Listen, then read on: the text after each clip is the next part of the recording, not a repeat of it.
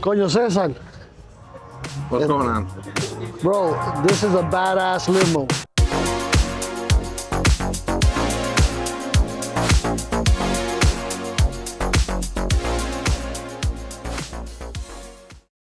The Volkswagen Thing, or Type 181 Kurierwagen, as it's known in Germany, was a multi-purpose vehicle developed for the West German military in the late 1960s, based on the Type 182 Kübelwagen and used during World War II.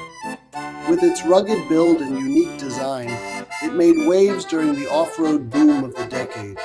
But how did it transform into a beloved convertible for the masses?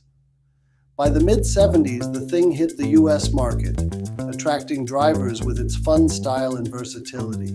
From beach outings to city escapades, it became a symbol of carefree adventures. But what really sets it apart? Let's find out. Customization played a huge role in the VW Thing's resurgence. Enthusiasts around the world began modifying their cars, creating unique pieces that showcase personality and flair. Now let's head to Miami, a hotspot for customized vehicles. Here's where we'll meet our featured VW Thing, transformed into a jaw-dropping piece of art. Let's take a closer look at the modifications that make it truly one of a kind. Coño Cesar. What's going on?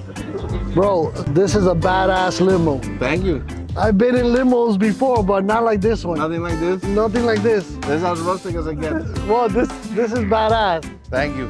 Hey, tell me a little bit about it. What did you do here? You had to chop off? Oh, this one I got from my brother. He had 2 cars ready to junk there in front of the shop, and I just couldn't let him go to the crusher, you know, because I love the Volkswagen so much. I'm gonna take them home. I got an idea for that, and I just started looking for, you know, the other parts, and all the guys came together. I got doors from one guy, you know, fenders, this and that, and I was contemplating between a 6-door and an 8-door. An 8-door would have been, I think, too long. Too long. It won't fit in the garage, so I went with a 6-door idea, and the whole plan was to take it to a limbo contest in Daytona for no dough. Okay. And we were able to finish in like 10 months. Working, you know, a little bit over here, a little bit there, and it all came together. It's 2 1973 Things. One's cut from the middle forward, the other one's cut from the middle back. Okay. And they're welded together. I reinforced the rockers with some square tubing on the top and the bottom. And I got put 2 chassis together to make just one. And the differential? The differential is, no, it's the tranny's in the back. The tranny, yeah. But all the shift rods, yeah, the shift rod and everything. brake lines, everything is all extended. Wow. It's all new, but the brake lines from a bus, the clutch cables from a bus. I got 2 shift rods welded together to make one. I had to add extra bridges so the rod wouldn't flex. And you did everything yourself? I did everything myself. You know, I had friends help me out with like the big stuff that I need when I need to build it together and the last minute stuff. But most of the construction I welded up by myself. And the seats? The seats are is a big secret. But it fits great.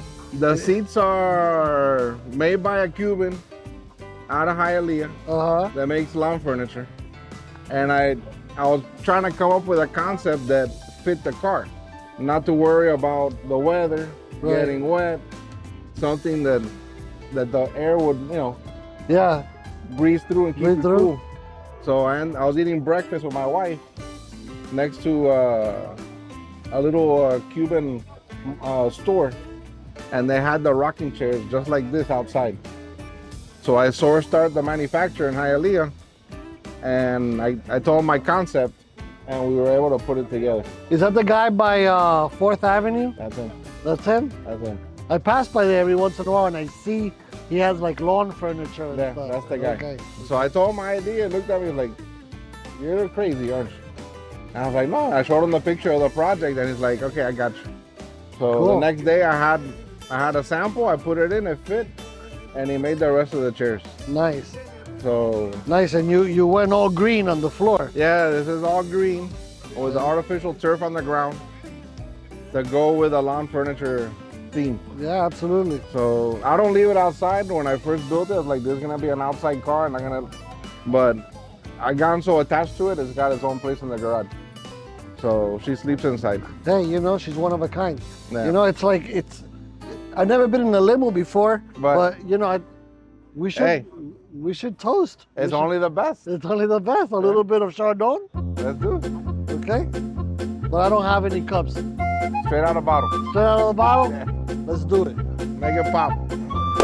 There you go. Woo! I'll drink to that.